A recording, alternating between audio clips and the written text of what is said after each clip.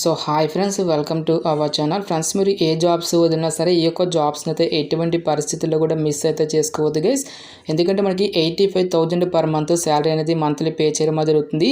Scale 1 officer స్థాయి పోస్టులకి సంబంధించి ఇక నోటిఫికేషన్ అనేది రిలీజ్ చేయడం జరిగింది గైస్. ఎటువంటి ఎక్స్పీరియన్స్ ఏంటో కూడా ఏమి కూడా ఉండాల్సినటువంటి అవసరం అయితే లేదు.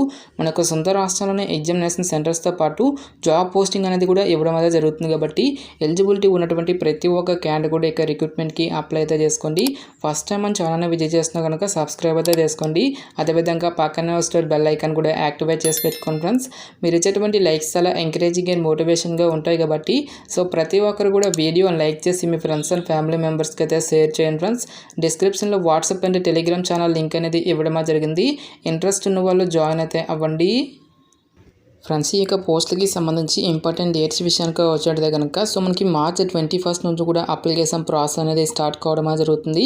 ఇక లాస్ట్ డేట్ విషయానికి వచ్చేటదే కనుక ఏప్రిల్ 12 వరకు కూడా ఇక రిక్రూట్మెంట్కి ఆన్లైన్లో అప్లై చేసుకోవాల్సి అయితే ఉంటుంది.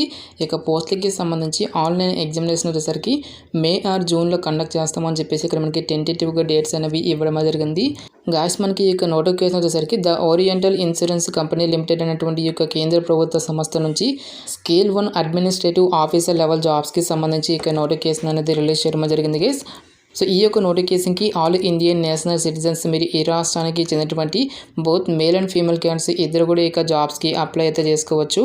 సో ఇక పోస్ట్కి సంబంధించి అప్లై చేసుకునే మీకు ఉండాల్సినటువంటి ఏజ్ లిమిట్ విషయానికి వచ్చేటదే కనుక సో మనకి మినిమం ఏజ్ వచ్చేసరికి 21 ఇయర్స్ అయితే కంప్లీట్ అయి ఉండాలి. జనరల్ అభ్యర్థినట్లు కనుక 30 ఇయర్స్ వరకు కూడా అప్లై అయితే చేసుకోవచ్చు. ఓబీసీ క్యాండిడేట్లు కనుక 33 ఇయర్స్ వరకు, ఎస్సీ ఎస్టీ క్యాండిడేట్లు కనుక 35 ఇయర్స్ వరకు, పీడబ్ల్యూడీ క్యాండిడేట్లు కనుక 40 ఇయర్స్ వరకు కూడా అప్లై చేసుకోవడానికి ఛాన్స్ అనేది కల్పిస్తూ ఉన్నారు. నెక్స్ట్ ఈ యొక్క పోస్టులకి సంబంధించి అప్లికేషన్ ప్రాసెస్ విషయానికి వచ్చేటదే కనుక ఓన్లీ ఆన్లైన్లోనే అప్లై చేసుకోవాల్సి అయితే ఉంటుంది. అప్లికేషన్ ఫీజుకి సంబంధించిన డీటెయిల్స్ కనుక చూసుకున్నట్టయితే కనుక ఎస్సీ ఎస్టీ పీడబ్ల్యూడీ క్యాండిడేట్స్ ఎవరైతే ఉంటారో ఈ యొక్క క్యాండిడేట్స్ వచ్చేసరికి ఓన్లీ 250 రూపీస్ అప్లికేషన్ ఫీజుతో పాటు ప్లస్ జీఎస్టీ ఛార్జెస్ అనేవి కూడా మీరు పే చేయాల్సి అయితే ఉంటుంది. ఎస్సీ ఎస్టీ పీడబ్ల్యూడీ క్యాండిడేట్స్ కాకుండా సో రిమైనింగ్ కేటగిరీకి చెందినటువంటి క్యాండిడేట్స్ ఎవరైతే ఉంటారో ఈ యొక్క క్యాండిడేట్స్ అందరూ కూడా 1000 రూపీస్తో పాటు ప్లస్ జీఎస్టీ ఛార్జెస్ని కూడా మీరు ఆన్లైన్లో పే చేయాల్సి అయితే ఉంటుంది. సో ఇక పోస్ట్కి సెలెక్ట్ అయినటువంటి క్యాండిడేట్స్కి మనకి పే స్కేల్ అనేది ఏ విధంగా ఉంటుందని చూసుకున్నట్టు కనుక ఫస్ట్ ఆఫ్ ఆల్గా మనకి 50,000 పర్ మంత్ శాలరీ అనేది మంత్లీ మనకి పే చేయడం జరుగుతుంది. దీంతో పాటుగా అడిషనల్గా మనకి గ్రాట్యుటీ, ఎల్టీఎస్, మెడికల్ బెనిఫిట్స్తో పాటు గ్రూప్ పర్సనల్ యాక్సిడెంట్ ఇన్సూరెన్స్ చెప్పేసి ఈ విధంగా మనకి చాలా రకాల కేంద్ర ప్రభుత్వానికి సంబంధించి అలవెన్సెస్ అన్నీ కూడా మనకి పే చేయడం జరుగుతుంది. ఈ విధంగా అన్ని అలవెన్సెస్ కలుపుకుంటే మనకి అప్రాక్సిమేట్లీ వచ్చేసరికి 85,000 పర్ మంత్ శాలరీ అనేది పే చేయడం జరుగుతుందని చెప్పేసి ఇక్కడ మనకి రిక్రూట్మెంట్ నోటిఫికేషన్లో క్లియర్గా మెన్షన్ చేయడం జరిగింది. సో వేకెన్సీ డీటెయిల్స్ కనుక చూసుకున్నట్టయితే కనుక ఇక్కడ మనకి డిసిప్లిన్ వైజ్గా వేకెన్సీ అనేవి డివైడ్ అయితే చేయడం జరిగింది. టోటల్గా మనకి 100 వేకెన్సీస్ ఇక నోటిఫికేషన్ అనేది రిలీజ్ చేయడం జరిగింది గైస్. ఈ యొక్క వేకెన్సీలో అకౌంట్స్ విభాగంలో వచ్చేసరికి మనకి 20 వేకెన్సీస్, ఆర్చరల్ విభాగంలో 5, ఇంజనీరింగ్ జనరల్ విభాగంలో 15 వేకెన్సీస్, ఇంజనీరింగ్ ఐటీ విభాగంలో 20 వేకెన్సీస్, మెడికల్ ఆఫీసర్ వచ్చేసరికి 20, లీగల్ విభాగంలో 20 వేకెన్సీ అనేవి కేటాయించడం జరిగింది. ప్రతి ఒక్క కేటగిరీ వరకు కూడా సపరేట్గా పోస్టులు అనేవి కేటాయించడం జరిగింది గైస్. సో జనరల్లో వచ్చేసరికి మనకి 45 వేకెన్సీస్, ఎకనామికల్లీ వీకర్ సెక్షన్ వరకు 9, ఓబీసీ వరకు 26, ఎస్టీ వరకు 7, ఎస్సీ వరకు 13 వేకెన్సీ అనేవి కేటాయించడం జరిగింది. సో మనకి ఓపెన్ కేటగిరీలో పోస్టులు అనేవి కేటాయించారు కాబట్టి సో మీరు ఏ క్యాస్ట్కి చెందినా సరే ఇక వేకెన్సీస్కి అప్లై అయితే చేసుకోవచ్చు. ఎటువంటి ఎక్స్పీరియన్స్ అంటూ కూడా ఏమి కూడా ఉండాల్సినటువంటి అవసరం అయితే లేదు. సో పోస్టుల వరకు ఎసెన్షియల్ ఎడ్యుకేషనల్ క్వాలిఫికేషన్ విషయానికి వచ్చేది కనుక సో ఇక్కడ మనకి డిసిప్లిన్ వైజ్గా ప్రతి ఒక్క పోస్ట్కి సంబంధించి డీటెయిల్గా మనకి ఇక్కడ ఎసెన్షియల్ క్వాలిఫికేషన్ అనేది క్లియర్గా మెన్షన్ చేయడం జరిగింది. అకౌంట్స్ విభాగంలో ఉన్నటువంటి ఈ యొక్క పోస్టులకు వచ్చేసరికి మినిమం 60% ఆఫ్ మార్క్స్తో ఎవరైతే బీకామ్ డిగ్రీ కంప్లీట్ చేసినటువంటి క్యాండిడేట్స్ అప్లై అయితే చేసుకోవచ్చు.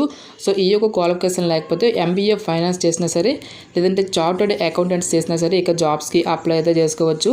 సో ఇక దాంట్లో మీకు ఏ క్వాలిఫికేషన్ ఉన్నా సరే ఇక జాబ్స్కి అయితే మీరు అప్లై అయితే చేసుకోవచ్చు గైస్. నెక్స్ట్ మనకి ఆర్చరల్ విభాగంలో ఉన్నటువంటి పోస్టులకు వచ్చేసరికి ఎవరైతే స్టాటిస్టిక్స్, మ్యాథమెటిక్స్, యాచురల్ సైన్స్ అనేటువంటి ఈ యొక్క డిసిప్లిన్స్లో మినిమం 60% ఆఫ్ మార్క్స్తో బ్యాచిలర్స్ డిగ్రీ కంప్లీట్ చేసినా సరే లేదంటే సేమ్ డిసిప్లిన్లో మాస్టర్ డిగ్రీ కంప్లీట్ చేసినటువంటి క్యాండిడేట్స్ కూడా ఇక జాబ్స్కి అప్లై అయితే చేసుకోవచ్చు.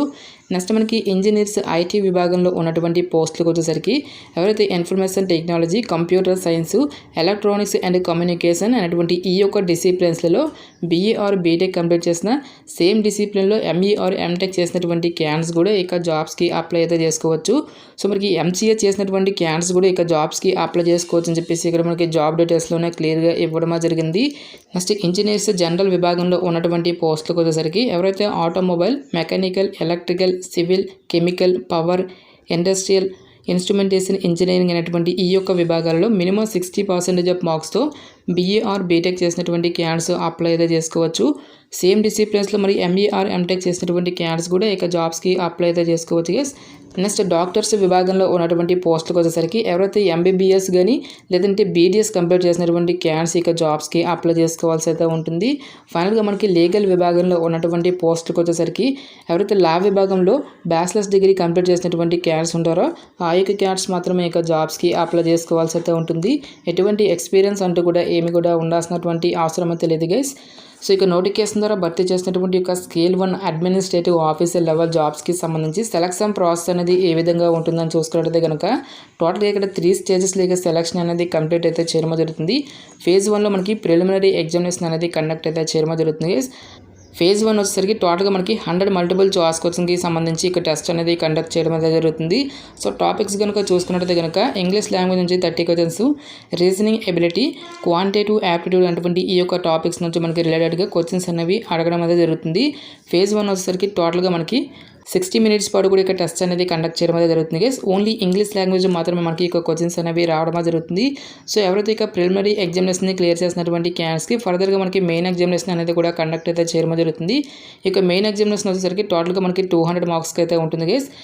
ఇక మెయిన్ ఎగ్జామినేషన్ని క్లియర్ చేసినటువంటి క్యాండిడేట్స్కి ఫర్దర్గా మనకి డిస్క్రిప్టివ్ టెస్ట్ అనేది కూడా కండక్ట్ అయితే చేయడం జరుగుతుంది. మెయిన్ ఎగ్జామినేషన్కి సంబంధించి టాపిక్స్ కనుక చూసుకున్నట్లయితే కనుక reasoning, English language, general awareness, quantitative aptitude, next qualification రిలేటెడ్గా మనకి సమ్ క్వశ్చన్స్ అనేవి అడగడం అనేది జరుగుతుంది. టోటల్గా మనకి 2.5 hours పాటు కూడా ఇక్కడ టెస్ట్ అనేది కండక్ట్ అయితే చేయడం జరుగుతుంది గైస్.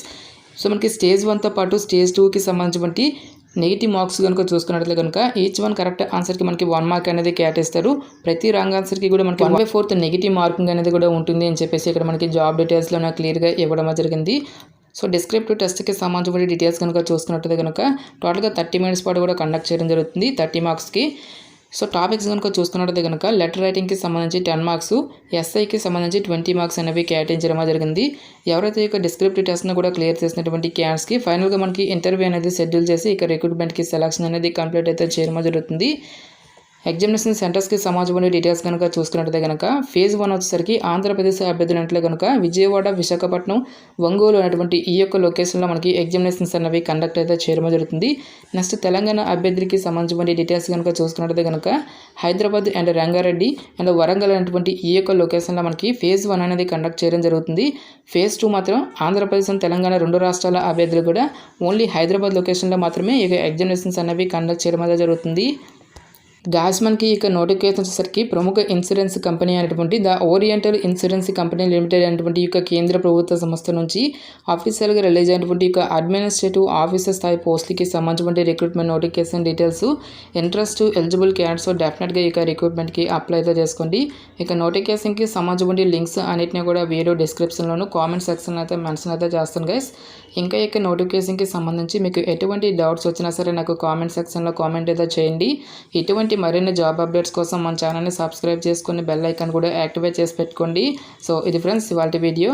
రేపు మరొక మంచి అప్డేట్తో మళ్ళీ మీ ముందుకు రావడం జరుగుతుంది. Thanks for watching. Have a nice day.